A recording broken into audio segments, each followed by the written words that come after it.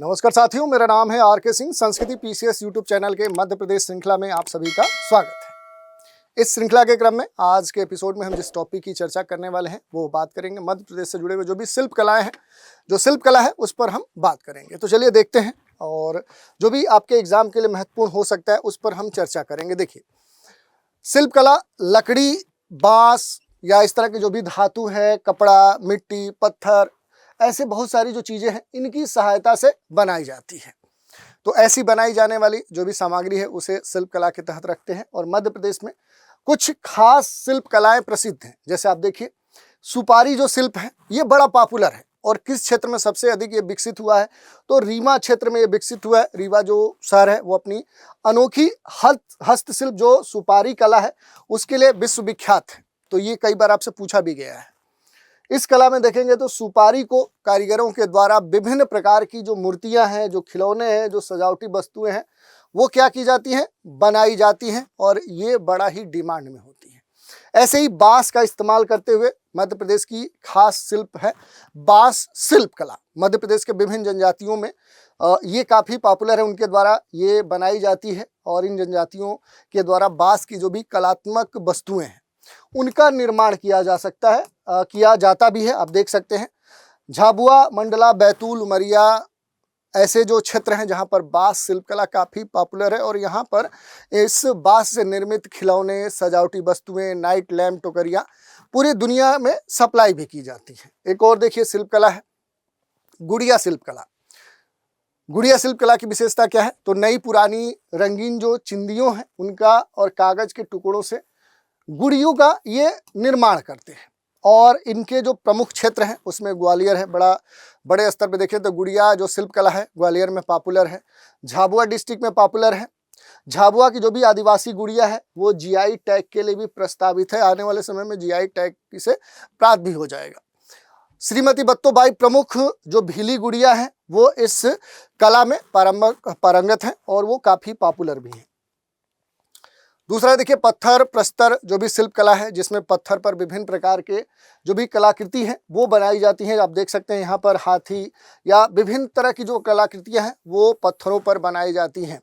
इनके प्रमुख जो क्षेत्र हैं वो मंदसौर और रतलाम में जाएंगे तो आपको इस तरह की कला खूब देखने को मिलेगी। इसके अलावा देखिए खरात कास्ट शिल्प कला काफ़ी पॉपुलर है, क्योंकि खैर, सरई, सफ़ेदा, शीशम आदि की जो लकड़ियाँ होती हैं उनकी सहायता से बड़े ही कह सकते हैं सुंदर दिखने वाले जो खिलौने हैं, जो सजावटी सामान है वो बनाई जाती है। और इसमें गोंद, जिंक पाउडर, विभिन्न रंगों का बड़ा ही देखिए कलात्मक तरीके से संजीदगी से उपयोग किया जाता है। मध्य प्रदेश प्राचीन जो काल है उससे कास्ट जो शिल्प कला है उसमें समृद्ध रहा है। मध्य प्रदेश के जो भी मंडला, बैतूल, होशंगाबाद, भार, झाबुआ जो क्षेत्र है वहाँ पर जनजाति जो कास्ट शिल्प है वो काफ़ी विकसित हुआ है। इसके अलावा देखिए मिट्टी जो शिल्प कला है, जिसे हम टेराकोटा भी कहते हैं, मिट्टी के जो खिलौने हैं, मूर्तियां हैं, ये सब बनाए जाते हैं। और ये सबसे अधिक आप देखेंगे झाबुआ, मंडला, बैतूल आदि में पॉपुलर है।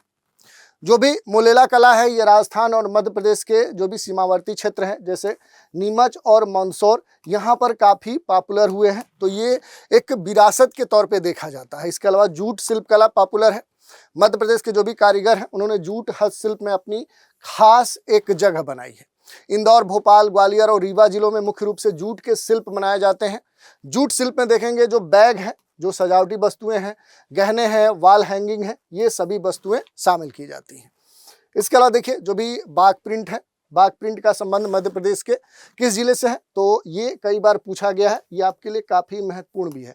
तो ये धार डिस्ट्रिक्ट से है। जो भी बाघ प्रिंट है इसमें तांबा जो भी धातु है उसका उपयोग करके क्या किया जाता है, जरी के रूप में उसे तैयार किया जाता है। बाघ प्रिंट में देखेंगे अरंडी, तांबा धातु, अनार के जो भी छिलके हैं, हर्रा, बहेड़ा आदि का उपयोग करके रंगों के रूप में इस्तेमाल किया जाता है। जो भी इस्माइल सुलेमान खत्री हैं उनको बाघ प्रिंट का क्या माना जाता है, जनक माना जाता है। ये कई बार आपके एग्जाम में पूछा गया है, तो ये आपके लिए काफ़ी महत्वपूर्ण हो जाता है। ये नाम जरूर याद रखिएगा, इस्माइल सुलेमान खत्री, ये बाघ प्रिंट के जनक माने जाते हैं, फादर कहे जाते हैं। वर्तमान में मोहम्मद यूसुफ खत्री, अब्दुल कादिर खत्री और आदि ऐसे जो महत्वपूर्ण पर्सनालिटी हैं वो बाघ प्रिंट से जुड़े हुए हैं। एक और कला है धातु शिल्प कला। सतना के खास क्षेत्र में देखेंगे तो कांसे से प्रसिद्ध जो बटलोही नामक पात्र हैं वो बनाए जाते हैं। बेल मेटल मूर्तियों के लिए दतिया और टीकमगढ़ पहले से ही प्रसिद्ध है।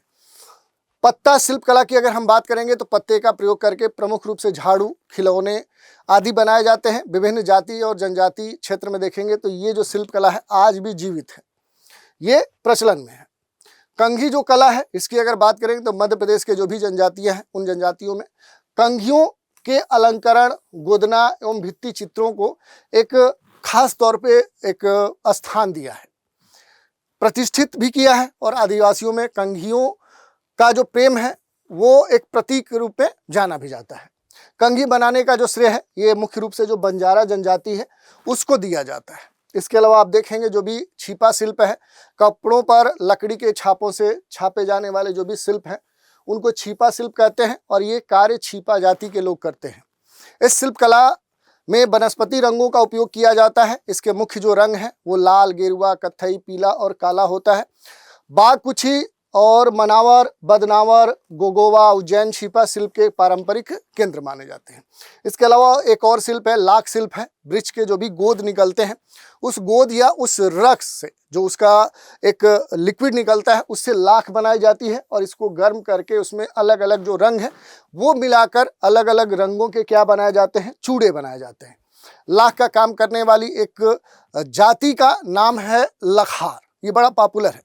इंदौर, उज्जैन, रतलाम, मंदसौर आदि ऐसे जो क्षेत्र है यहाँ पर लाख शिल्प के परंपरागत जो केंद्र है उस रूप में ये डेवलप हो चुके हैं। इसके अलावा आप देखिए तो महेश्वर हस्त शिल्प है, ये अपनी बनावट, सजावट, रंग जो भी यहाँ पर कलात्मकता है उसके लिए भारत ही नहीं बल्कि पूरी दुनिया में फेमस है। इसमें जरी और रेशम के जो भी हथकरघा है उसके जरिए कढ़ाई की जाती है और महेश्वर साड़ी जो उद्योग कला है उसको स्थापित करने का जो श्रेय है ये देवी अहिल्याबाई होलकर को दिया जाता है। इसके अलावा जो भी चंदेरी हस्तशिल्प है ये चंदेरी में बनने के कारण इस साड़ी का जो नाम है वो चंदेरी साड़ी पड़ा। चंदेरी जो साड़ी है ये सूती और रेशमी दोनों तरह के बनाई जाती है। चंदेरी जो साड़ी है ये बड़ा ही पॉपुलर है, दुनिया भर में देखें तो देश में ही नहीं बल्कि विदेशों में इसकी काफ़ी डिमांड है। तो इस तरह से हमने जो भी शिल्प कलाएँ हैं मध्य प्रदेश की उन पर हमने चर्चा की, उनसे जुड़ी हुई जो भी महत्वपूर्ण जानकारी है जो आपके एग्जाम में पूछी जा सकती है उस पर हमने अपनी बात रखी। तो आज के एपिसोड में इतना ही। आप सभी हमारे साथ बने रहें, इसके लिए धन्यवाद।